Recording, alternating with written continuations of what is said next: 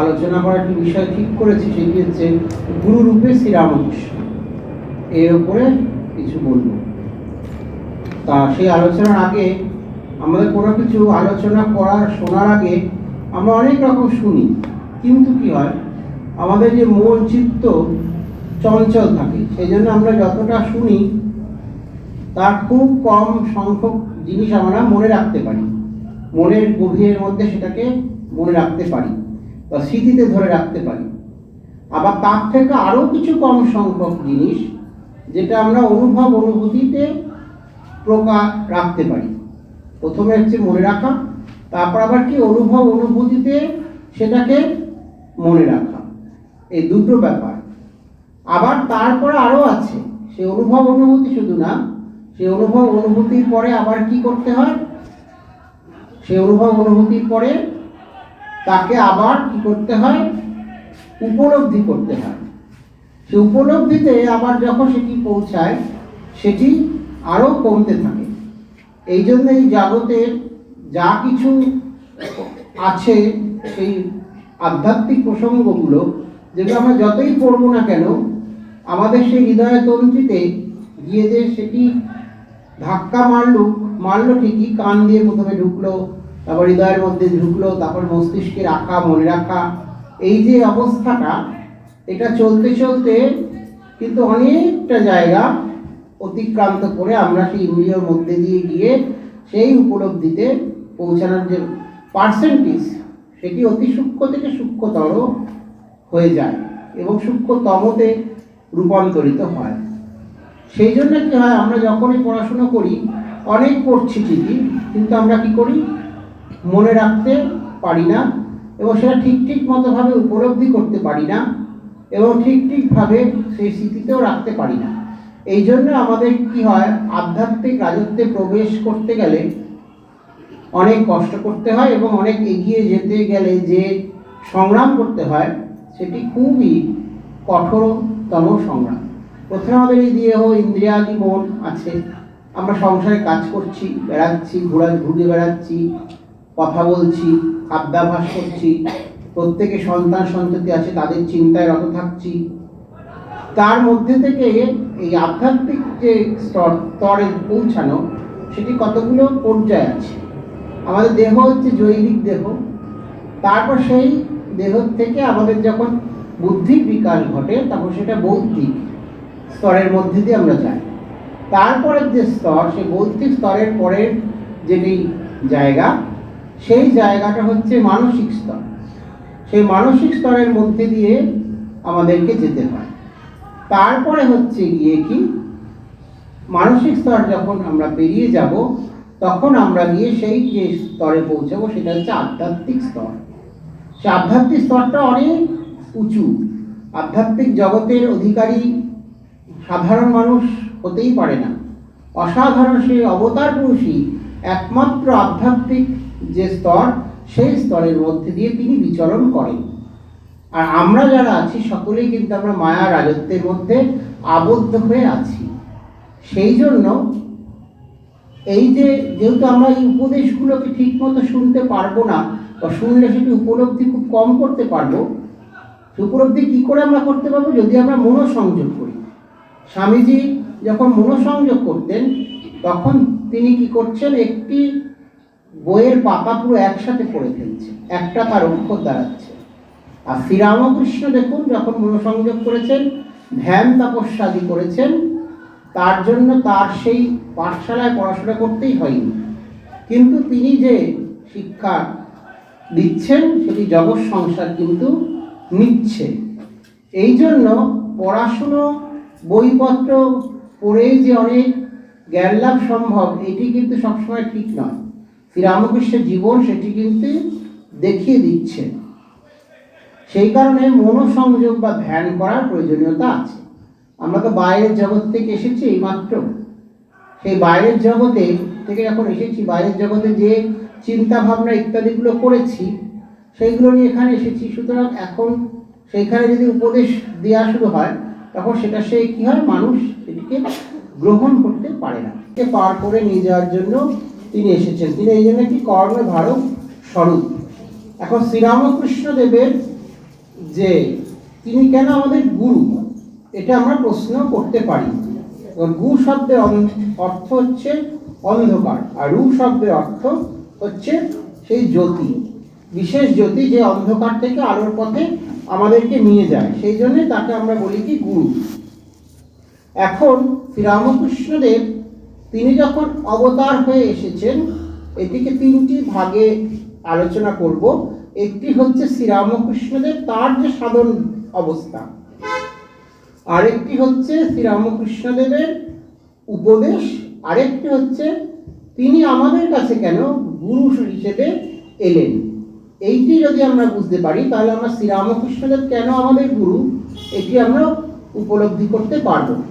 প্রথমত শ্রীরামকৃষ্ণদেব যখন সেই জন্মেছেন সেই তার কামারপুকুরে, তিনি সেই তার জন্ম অবস্থা থেকেই তার যে দিব্য ভাব, সেই দিব্য ভাবের মধ্যে থেকেই তিনি কিন্তু তার স্বস্বরূপেই প্রকাশিত হয়েছিলেন। কিন্তু তাও আমরা তাকে তো বুঝতে পারিনি। তাকে আমরা সেই কি করেছি, সেই তার উপনয়ন দিয়েছি, সকল তার উপনয়ন হয়েছে।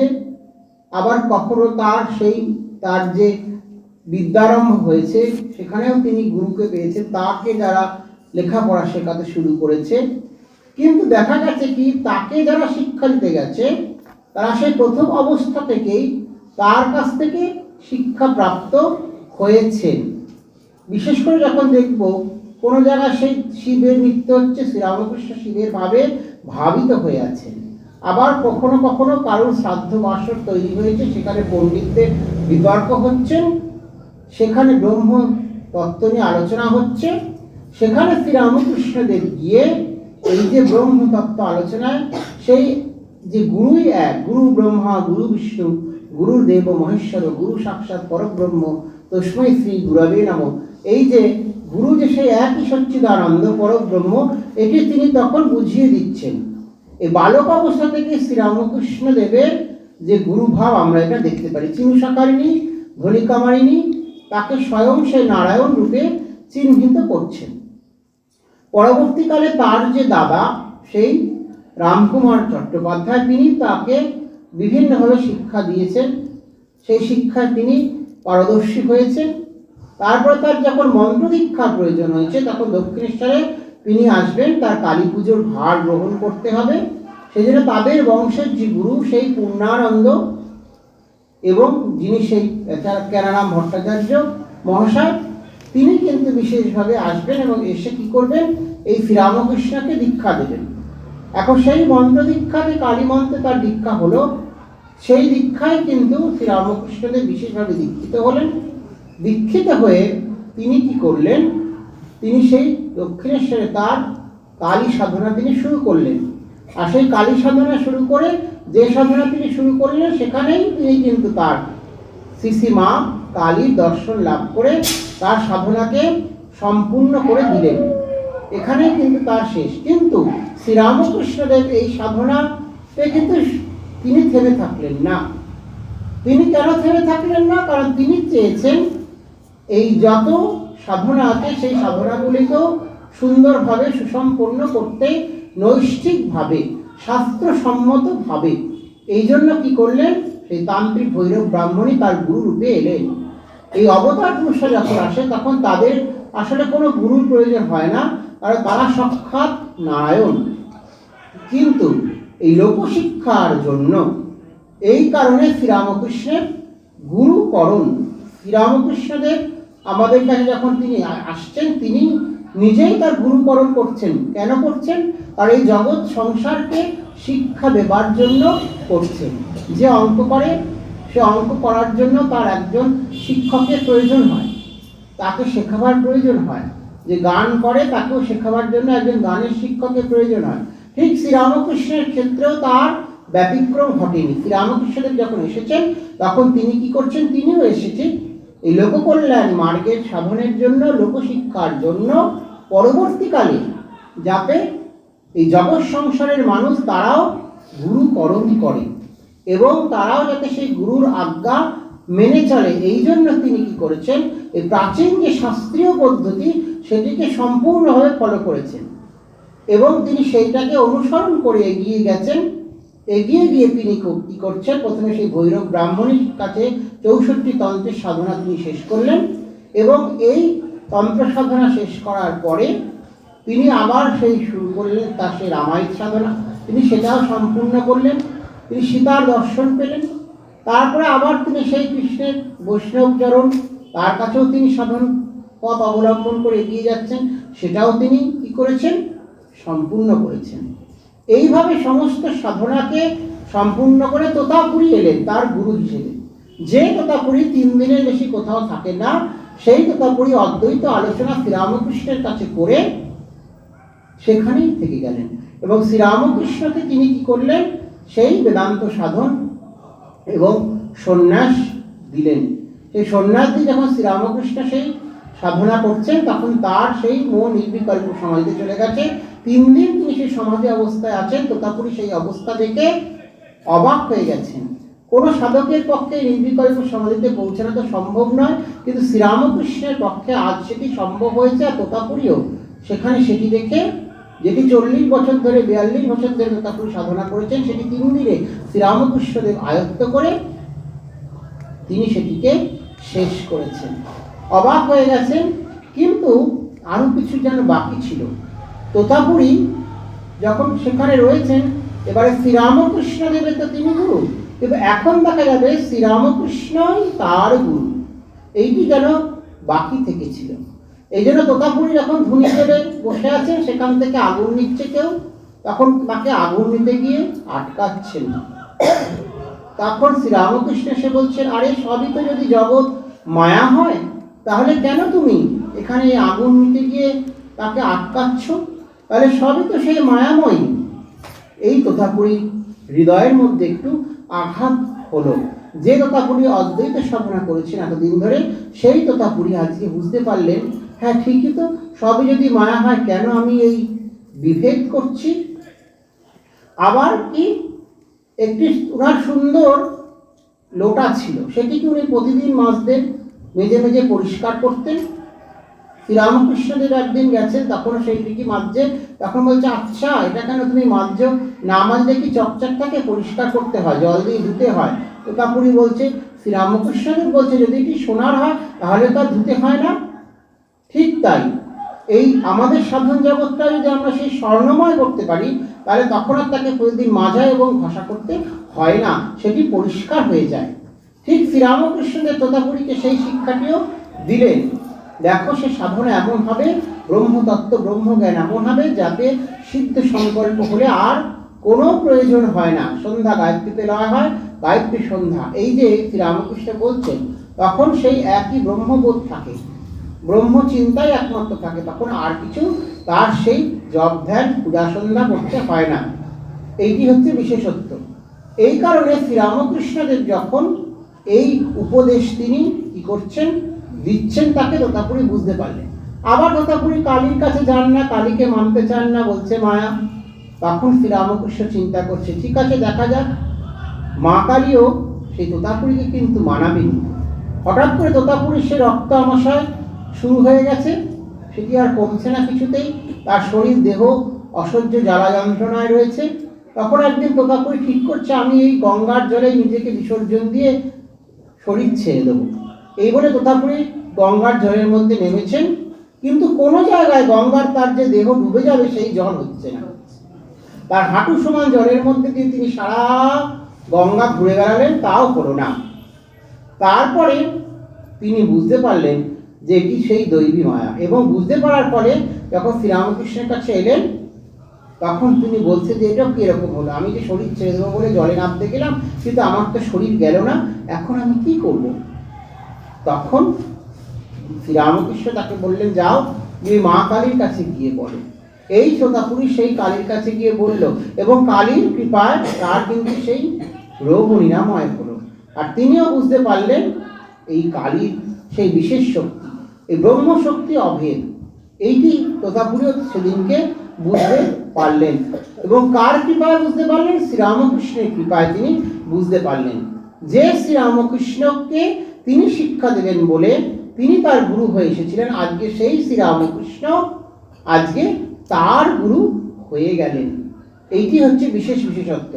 আর এই শ্রীরামকৃষ্ণের সাধনা শুধুমাত্র সেই বেদান্ত সাধনায় শেষ হয়নি। শ্রীরামকৃষ্ণদেব বলছেন এ দেহে বেদান্তের পাঠ। এই জন্য শ্রীরামকৃষ্ণদেব পরবর্তীতে এই সুফি সাধনা করলেন, তিনি আবার গিয়ে সেই খ্রিস্ট সাধনা করলেন। এবং তার সাথে সাথে এই যে সর্বধর্মের সাধনা, এই সর্বধর্মের সাধনা শেষ করে তিনি একটি তত্ত্বে উপনীত হলেন, যেই তত্ত্বটি হচ্ছে সেই যত মত এবং তত পথ। এই তত্ত্বের দ্বারা সেই যে ঈশ্বর এক, এইটি আমাদের বোঝালেন। আমাদের চিরন্তন উপনিষদ থেকে, সেই যুগ যুগান্তর থেকে একংশদ্বিপ্রা বহুধা বদন্তি এটা চলে আসছে। এবং এই তত্ত্বকে প্রতিষ্ঠিত করবার জন্য শ্রীরামকৃষ্ণ সেই একটি অভয়বাণী যত মত তত পথ তিনি প্রচারিত করলেন, যে ঈশ্বর সেই একই। এবং তিনি সেই ঈশ্বর এক সত্যটা যখন প্রচারিত করলেন, এবং তার সাথে সাথে আমাদেরও সেই বিশেষভাবে জীবনে যাতে আমরা আলোর পথে যাই সেটিও কিন্তু তিনি চাইলেন। এই জন্য যখন শ্রীরামকৃষ্ণের উপদেশ দিচ্ছেন, সেই উপদেশে যে গুরুর চিন্তা সেটি বারবার তিনি বলছেন। আমি স্বামী বিবেকানন্দের সেই কথায় বলি, প্রথমে চাই মনুষ্যত্ব, মানুষ জীবন, তারপর চাই মুমুক্ষুতা। মুমুক্ষুতা ব্যতীত ঈশ্বরের উপলব্ধি অসম্ভব। যখন ভগবানের জন্য তীব্র ব্যাকুলতা হবে, তখনই জানবে তুমি ঈশ্বর লাভের অধিকারী হয়েছ। তারপর চাই মহাপুরুষ সংশয়, গুরু লাভ। গুরু পরম্পরাক্রমে যে শক্তি এসেছে তার সঙ্গে সংযোগ স্থাপন, তাছাড়া মুমুক্ষুতা থাকলেও কিছু হবে না। গুরুকরণ আবশ্যক। এই হচ্ছে গিয়ে গুরু। কেন গুরুর প্রয়োজনীয়তা সেটি শ্রীরামকৃষ্ণদেব যেমন বলছেন, তেমনি স্বামীজি খুব পরিষ্কারভাবে এটি আলোচনা করে দিয়েছেন। এবার শ্রীরামকৃষ্ণদেব কি বলছেন? গুরু এক সচ্চিদানন্দ, তিনি শিক্ষা দিবেন। মানুষ গুরু মিলে লাখ লাখ, সকলের গুরু হতে চায়। শিষ্য কে হতে চায়? লোকশিক্ষা দেওয়া বড় কঠিন। যদি তিনি সাক্ষাৎকার হন আর আদেশ দেন, তাহলে হতে পারে। নারদ গুরুদেবাদির আদেশ হয়েছিল, শঙ্করের আদেশ হয়েছিল। আদেশ না হলে কে তোমার কথা শুনবে? আবার মনে মনে আদেশ হলে হয় না। তিনি সত্য সত্যে সাক্ষাৎকার হন আর কথা কন, তখন আদেশ হতে পারে। সে কথার জোর কত, পর্বত টলে যায়। গুরুকে মানুষ বুদ্ধি করতে নাই, সচ্চিদানন্দেই গুরুরূপে আসেন। গুরুর কৃপা ইষ্টকে দর্শন হয়, তখন গুরু ইষ্টতে লীন হয়ে যায়। সচ্চিদানন্দ গুরু। যদি মানুষ গুরুরূপে চৈতন্য করে, তো জানবে যে সচ্চিদানন্দই এই রূপ ধারণ করেছেন। গুরু যেমন সেতো হাত ধরে নিয়ে যান, ভগবান দর্শন হলে আর গুরু শিষ্য বোধ থাকে না। গুরু কৃপা হলে আর কোনো ভয় নাই। তিনি জানিয়ে দেবেন তুমি কে, তোমার স্বরূপ কি। একটু সাধন করলেই গুরু বুঝিয়ে দেন এই এই। তখন সে নিজে বুঝতে পারবে কোনটা সৎ কোনটা অসৎ। এই হচ্ছে গুরুর তত্ত্ব। এই জন্য কি বলছে শাস্ত্রে? মন্ত্রদাতা গুরু প্রক্ত, মন্ত্রহি পরমম গুরু। পরাপর গুরু স্তমহি, পরমিষ্টি গুরু স্তয়ম। গুরু হলেন মন্ত্রদাতা, পরম গুরু হলেন মন্ত্রবর্ণ। আর কি? পরাপর গুরু হলেন ইষ্ট দেবতা, পরমিষ্টি গুরু হলেন শিব স্বয়ং। এই যে আমাদের গুরু পরম্পরা, এই গুরু পরম্পরার মধ্যে আমাদের যে গুরু, যিনি শুধুমাত্র আমাদেরকে দীক্ষা দিয়েছেন, তিনি হচ্ছেন কি মন্ত্রদাতা গুরু।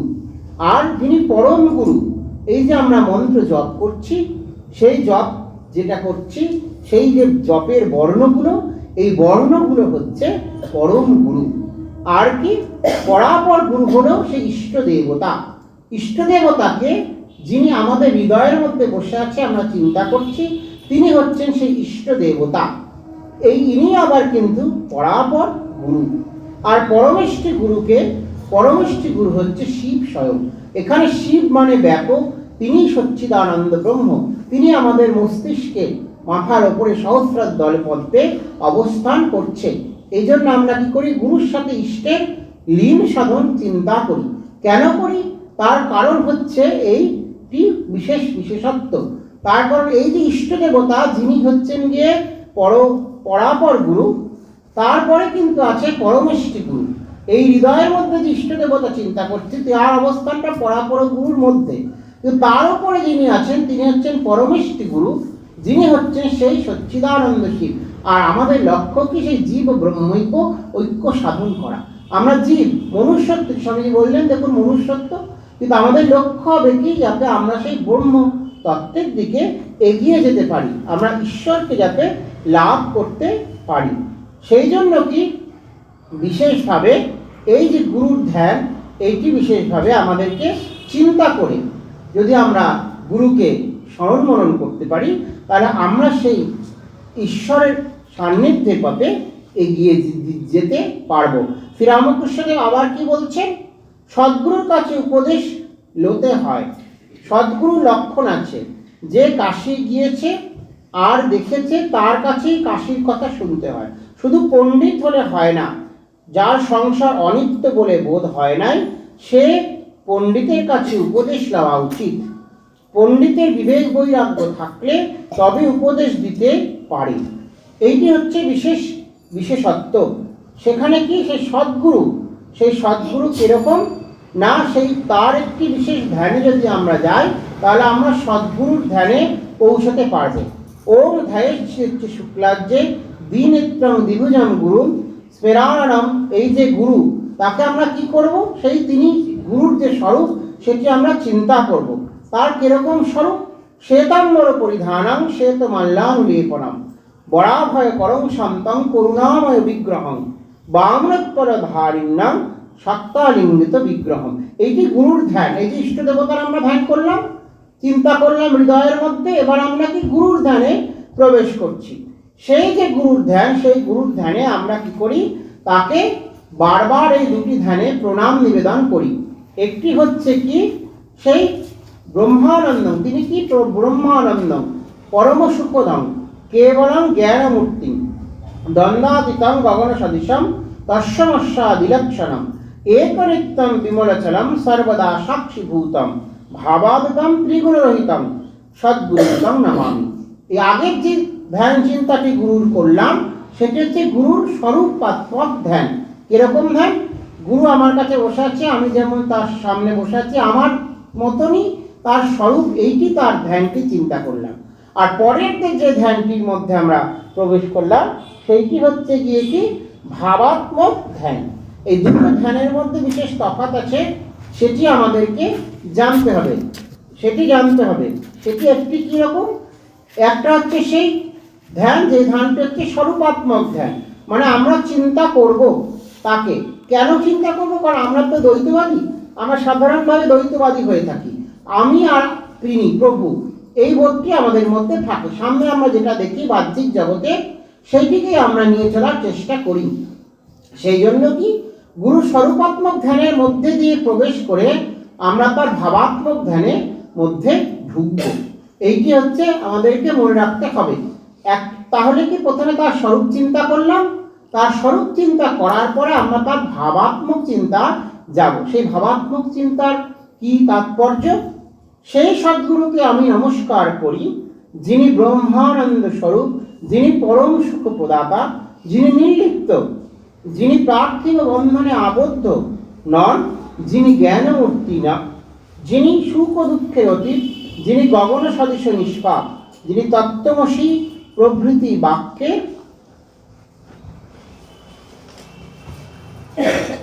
লক্ষ্য, এক নিত্য বিমল অচল, সকল বুদ্ধি সাক্ষী ভাবাতে ত্রিগুণ রহিত। এই হচ্ছে বিশেষ গুরুর তত্ত্ব। এই গুরুর তত্ত্বকে যদি আমরা ভাবাত্মকভাবে চিন্তা করতে পারি, তবে সেই ভগবানের দিকে কিন্তু আমরা এগিয়ে যেতে পারব। এখন এই হচ্ছে শ্রীরামকৃষ্ণের উপদেশ এবং গুরুর তত্ত্বকে বোঝা। এখন প্রশ্ন হতে পারে যে গুরুকরণের প্রয়োজন কি, এটি একটি প্রশ্ন আসতে পারে। সেটি কি, গুরুকরণের কেন প্রয়োজন? সেই গুরুকরণের প্রয়োজন যদি আমরা চিন্তা করি, সেই চিন্তা করতে গিয়ে আমরা দেখব কি তিনটি জিনিসে এখানে বিশেষ গুরুত্বপূর্ণ। প্রথম কি, যুক্তি। এ সম্বন্ধে কি বলে দেখা যাক। সেটি যে যুক্তিটা, সেটা ঈশ্বর উপাসনা একটি মুখ্য দিক। এই কারণের জন্য গুরুকরণের প্রয়োজন। এই ঈশ্বর উপাসনা বা সাধন ভজন আপনার নিজেরই কার্য বটে, কিন্তু এমন লোক দেখা যায় না যিনি পেট হইতে পড়িয়ায় নিজে কোনো নির্জন স্থানে গিয়া ঈশ্বর চিন্তায় বসিয়া গেলেন, আর উঠিলেন না। ইহা বোঝেনও অনেকে, কারণ এরূপ নির্বোধ কেউ নাই, যিনি অস্বীকার করেন যে শাস্ত্র বা অন্যান্য অনেক পুস্তক পাঠে এবং নানা লোকের নিকট নানা কথা শুনিয়া তাহার ঈশ্বর ধর্ম সম্বন্ধে একটা ধারণা জন্মিয়াছে। যারা গুরুর প্রয়োজনীয়তা সন্দেহ করেন তাহাদের বোধ হয় এরূপ বুদ্ধি নাই, যে সাধু সঙ্গে ভালো লোকের কাছে অনেক সময় থাকিলে তাহার উদাহরণ দেখিয়া অনেক উন্নতি হয় না। তাহার ঈশ্বর উপাসনায় অনুরাগ, তাহার পরাপর ব্রত নিষ্ঠা প্রভৃতি সদ্গুণ দেখিয়া আমারও সেই সকল গুণসম্পন্ন হইবার ইচ্ছা হয় না। তাহাদের বোধ হয় আশঙ্কা এই, এক বিশেষ ব্যক্তিকে চিরকাল মানিতে হইবে, তাহার উপদেশ চিরকাল শুনিতে হইবে। এ কিরূপ কথা? এইটি হচ্ছে বিশেষত্ব। সেটি বিশেষত্ব এই যে ভগবানকে যদি আমরা লাভ করতে যাই, ঈশ্বর পথের জন্য জানতে গেলে, তাকে কোনোভাবে তার কাছে পৌঁছাতে গেলে একজন বিশেষ গুরুর প্রয়োজন হয়। আর সেই গুরুকে যখন আমরা নিজের সাধন ভজনের সঙ্গে একত্র করব, তখনই আমাদের সেই ব্রহ্মজ্ঞান লাভ হবে।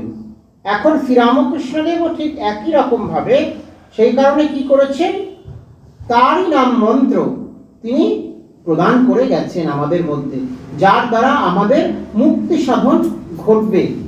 সেই মন্ত্র কি? রামকৃষ্ণ নামই এ যুগের মহামন্ত্র, মুক্তি মন্ত্র। হেলায় শ্রদ্ধায় যে আমার নাম করবে, তাকে হাতে ধরে আমি মুক্তিধামে নিয়ে যাব। এ নামের অদ্ভুত মহিমা। বিপদে নাম ভরসা, ব্যাধিতে নাম ওষুধ, অন্ধকারে নাম আলো, সম্পদে নাম আনন্দ, মৃত্যুর পরে নাম অমৃতলোকে নিয়ে যায়। সংঘর্ষে এ নাম শান্তি প্রতিষ্ঠা করে, ধ্যানে এ নাম চিত্তকে তাপে তৈল ধারাবৎ অবিচ্ছন্ন করে তোলে।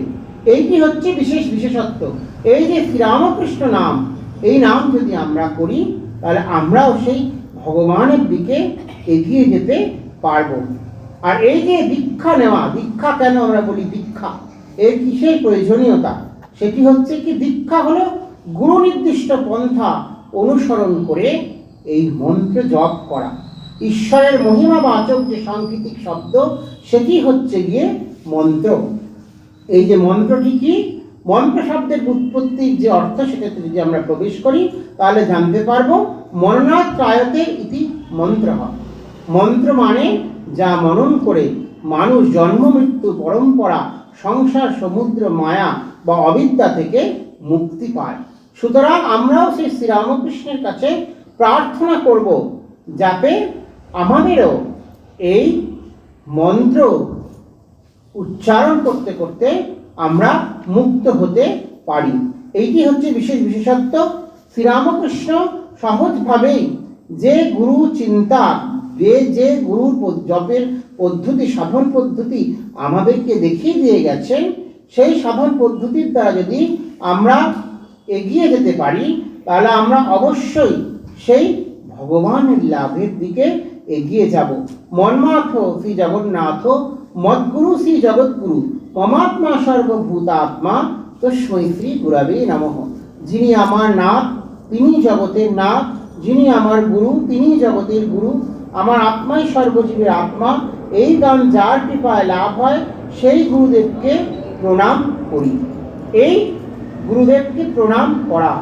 গুরুরেব জগৎ সর্বং ব্রহ্মা বিষ্ণু শিবাত্মকম, গুরু পরতরং নাস্তি তস্মাৎ সম্পূজয়েৎ গুরু। গুরুই ব্রহ্মা বিষ্ণু শিবাত্মক সমগ্র জগৎ। গুরু অপেক্ষা শ্রেষ্ঠ আর কিছুই নেই। অতএব গুরুকে সম্যকভাবে পূজা করবে। এই গুরুকে সম্যকভাবে কি করতে হবে? আমাদের পূজা করতে হবে। তখনই আমরা সেই ধ্যান মূলম গুরু মূর্তি, পূজা মূলম গুরু পদম, মন্ত্র মূলম গুরু বাক্যম, মোক্ষ মূলম গুরু কৃপা।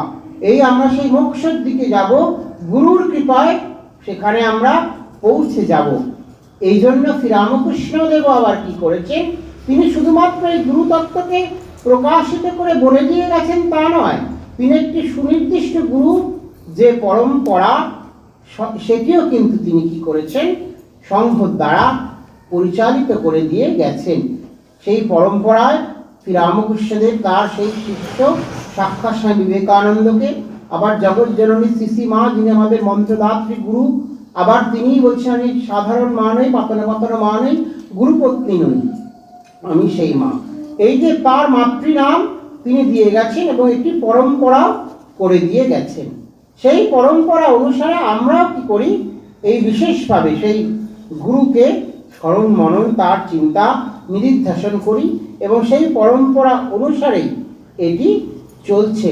এবং সেই পরম্পরা অনুযায়ী যদি আমরা আধ্যাত্মিকভাবে সাধন ভজন করে এগিয়ে যেতে পারবো, তখন আমাদের এই যে সেই যে শক্তি, সেটি কিন্তু শ্রীরামকৃষ্ণ থেকে আরও অন্যান্য পার্শ্বদ ইত্যাদি হয়ে আমাদের মধ্যে সেই শক্তিটা কিন্তু আসছে, এটি আমরা বিশ্বাস করব এবং সেই শক্তির অবলম্বনে আমরা চলব। সকলকে নমস্কার জানাই, কারণ সেই ভক্তের মধ্যেও প্রত্যেকের গুরুর যে অবস্থান সেটিও আছে। তারপরেই একটি সেই গুরু পরম্পরা বন্দনা সেই আজকে আমরা বলে শেষ করছি। আদি গুরু ব্রহ্মানন্দম, দ্বিতীয়ং শিবানন্দং তথা তৃতীয়ং অখণ্ডানন্দম বিজ্ঞানানন্দ চতুর্থকম, পঞ্চমং শুদ্ধানন্দ চ বিরজানন্দ ষষ্ঠকম, সপ্তমং শঙ্করানন্দ চ অষ্টমং বিশুদ্ধানন্দম, নবমং মাধবানন্দং চ দশমং শ্রী বীরেশ্বরম, একাদশং গম্ভীরানন্দং চ দ্বাদশং ভূতেশানন্দনম, ত্রয়োদশং শ্রীরঙ্গনাথং চ গহনানন্দ চতুর্দশম, আত্মস্থবৈ সঙ্গগুরুং সদা বন্দে পঞ্চদশম, অন্যান দীক্ষাদাতা গুরুন বন্দে সমং সদা নতঃ। ভক্তজনে এষাং কৃপা ইষ্টেরক্ষ্মেৎ অনুগতঃ। এই যে পরপর গুরু পরম্পরা, এটি আমরা স্মরণ মনন করে সেই শ্রীরামকৃষ্ণের চরণে প্রণাম জানিয়ে এইটি আমরা এখন আলোচনা সমাপ্তি করব। জননীং শারদাং দেবীং রামকৃষ্ণং জগদ্গুরুং পাদপদ্মে তয়োশ্রিত্বা প্রণমামি মুহুর্মুহুঃ। ওম শান্তি শান্তি শান্তি। হরি ওম তৎসৎ। শ্রীরামকৃষ্ণার্পণমস্তু।